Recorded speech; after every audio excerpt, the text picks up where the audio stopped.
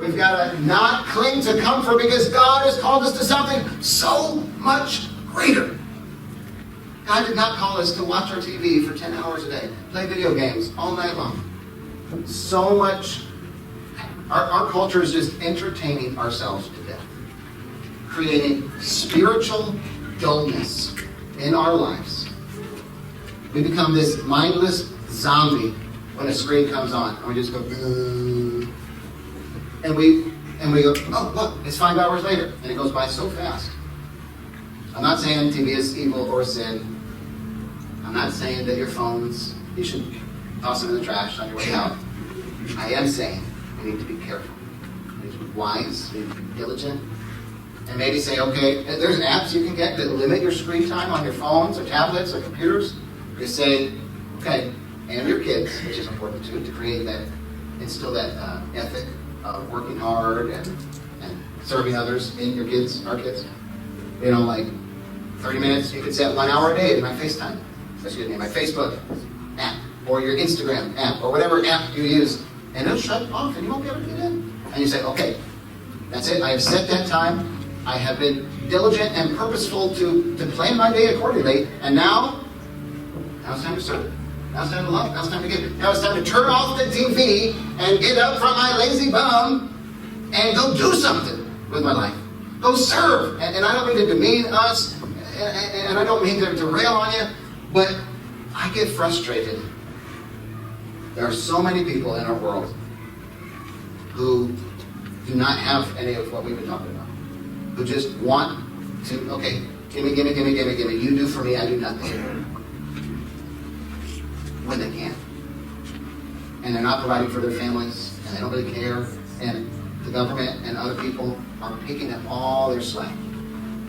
And I appreciate that we have people who love and serve and give to pick up other people's slack, but we need to also teach those people wisely, carefully, with love and truth, that they can do for themselves. They can provide for their family.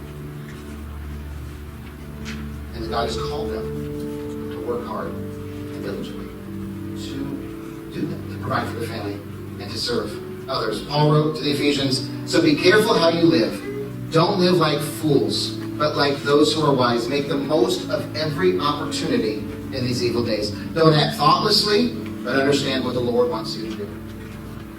Well, are we going to live like we are wise? Or are you going to live like you're a fool?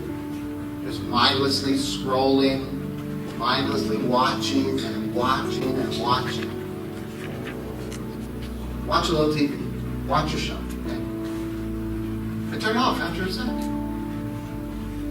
Look what other people are doing on Facebook. There's some really great things on Facebook from people I see in this church posting pictures about praying for the students. I loved that last week. You can join the church on Facebook or Instagram or YouTube, a little self-promotion, and you can get encouragement every day from other places and other sources. But then we need to turn it off. We need to shut it down. We need to live our lives how God has called us to live. Do you understand what the Lord wants you to do? Or are you just wandering around aimlessly in life, just absorbing whatever comes your way on the TV or Netflix or whatever? Or will you and I surrender to the God of apathy, the God of idleness, the God of comfort in our lives? Work hard. Let's work hard. Even if you're retired from your job, there is no retirement in the scriptures for a Christian. There is always a way you and I can be serving, giving, loving the people around us in need, for church family and our community. How will you spend your days? Are you going to waste your days? Anybody want to waste your days? Woo, raise your hand. Yeah! Just throw them away. Tomorrow is not promised. I didn't see any hands, by the way. Tomorrow is not promised. If you want to get to Jesus after we die or after he comes back, and you want him to say to you, well done, good and faithful servant. You were wise with the resources, the energy, the time, the talents that I gave you. Or do you want him to say what he says in this parable in Matthew 25? You wicked and lazy servant. That's what he says. Matthew 25. In your notes.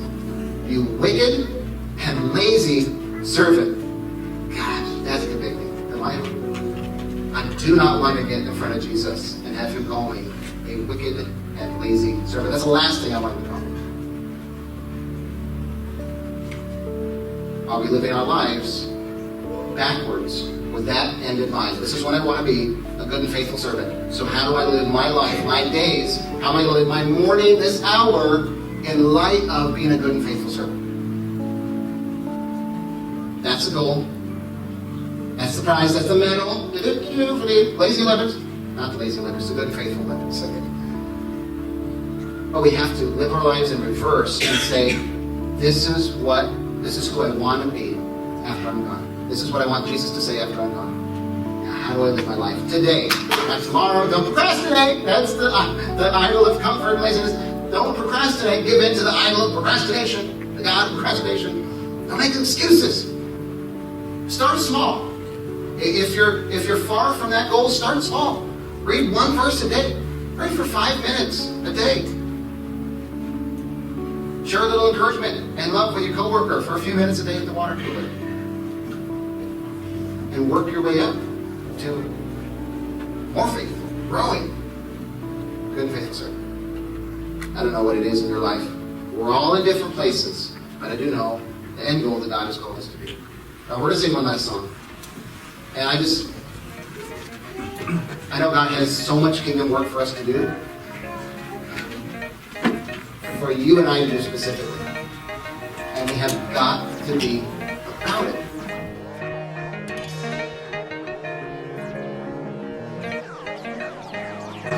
Spent the day in bed, very happy I did. Yes, I spent the day in bed.